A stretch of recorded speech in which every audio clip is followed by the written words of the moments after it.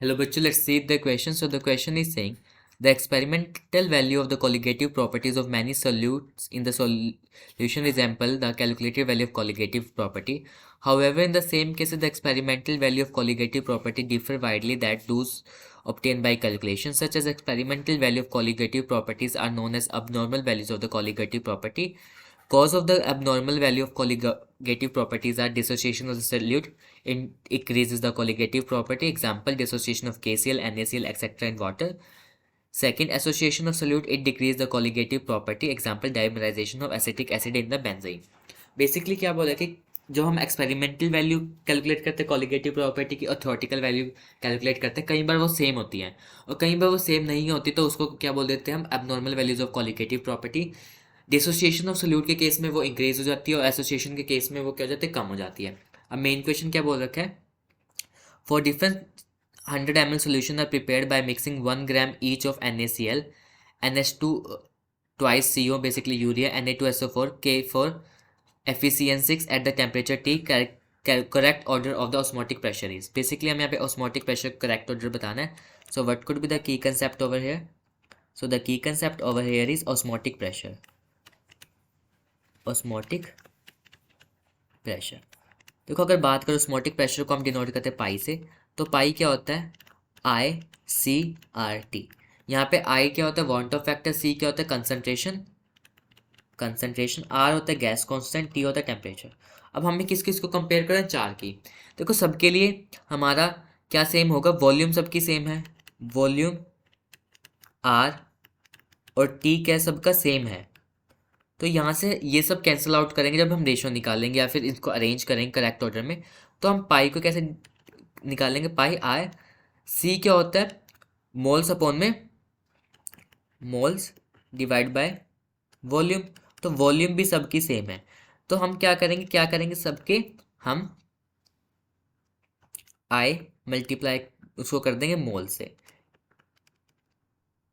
Moles में अब हम निकालेंगे गिवन मास अपॉन में मोलर मास, ये, और यहाँ पे गिवन मास भी क्या है, सबका सेम है. I is equal given mass को डब्ल्यू से और मोलर मास को एम से कर रहा हूँ मैं. तो डब्ल्यू भी यहाँ पे सबका सेम हो गया, तो ये भी क्योंकि 1 ग्राम है. सो पाई की वैल्यू अब हम निकालेंगे आई मल्टीप्लाई बाय 1/m से. एम क्या है, यहाँ पे मोलर मास है. इसी हिसाब से सॉल्व करेंगे, then we got our answer pi की वैल्यू ऑस्मोटिक प्रेशर की. देखो दोबारा से बता रहा हूँ, पाई क्या होता है, ऑस्मोटिक प्रेशर ICRT होता है. आर और टी तो सबका सेम है, सेम टेम्परेचर पे, और किस पे है, गैस कांस्टेंट तो सेम ही है सबका. तो पाई इज इक्वल आई सी आ गया. अब कंसंट्रेशन की बात करें तो मोल्स अपन में वॉल्यूम, वॉल्यूम भी सेम है. मोल्स को होता है गिवन मास अपन में मोलर मास, गिवन मास सबका 1 ग्राम है तो वो भी सबका सेम है. तो इससे हम पाई की वैल्यू, ऑस्मोटिक प्रेशर की वैल्यू निकालेंगे कैसे, pi is equal I multiply by 1 by molar mass. So the first one is talking about the NaCl. अगर NaCl की बात करूं, NaCl का आई कितना है, आई 2 होता है. मोलर मास M क्या है, मोलर मास होता है इसका 58.5, 58.5. तो यहाँ पे पाई 1 कैलकुलेट कर रहा हूँ फॉर NaCl. सो यहाँ पे हो जाएगा 2 डिवाइड बाय 58.5. तो यहाँ से आंसर आएगा, हम calculating this we get our value that is 0.314. अगला हमारा बात करें तो that is basically for urea. Urea is NH2 twice CO. I इसका कितना होता है, ये देखो नॉन इलेक्ट्रोलाइट तो 1 है. मोलिकुलर मास कैलकुलेट करेंगे इसका, तो वो आएगा 60.6. पाई 2 निकाल लेंगे यहाँ से, दैट इज 1/60.6. सो इसका आंसर आ जाएगा 0.016. So next we are going to calculate about the Na2SO4 sodium sulphate. इसका आई कितना होगा, 3 हो जाएगा यहाँ पे आई, वांट ऑफ फैक्टर. इसका मोलर मास की बात करें डेट इज बेसिकली 142. तो 3/3 क्या हो जाएगा, 3/142 डेट इज बेसिकली 0.021. आगे हम बात करें K4FeCN6 के बारे में. So we gonna discuss about the same. K4FeCN6 की, तो यहाँ पे आई की वैल्यू यहाँ पे हो जाएगी 5 एंड मोलर मास यहाँ पे होता है इसका 368 होता है. अगर पाई 4 निकालेंगे, 5/368 डेट इज बेसिकली 0.013। देखो सबसे ज़्यादा किसकी वैल्यू है, सबसे ज़्यादा हमारी वैल्यू है हम यहाँ पे NaCl की, दैट इज़ 0.034।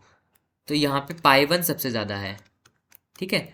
फिर उसके बाद 0.16, 0.21, 0.13, तो उसके बाद 0.21 ज़्यादा है, दैट इज़ Na2SO4 की, तो पाई 3। उसके बाद बच गया हमारा 0.016 यूरिया का और 0.013 किसका, K4FeCN6 का। तो 0.016 जो यूरिया का वो ज़्यादा होगा, तो दैट इज़ बेसिकली ऑफ पाई 2। फिर सबसे कम होगा हमारा पाई 4।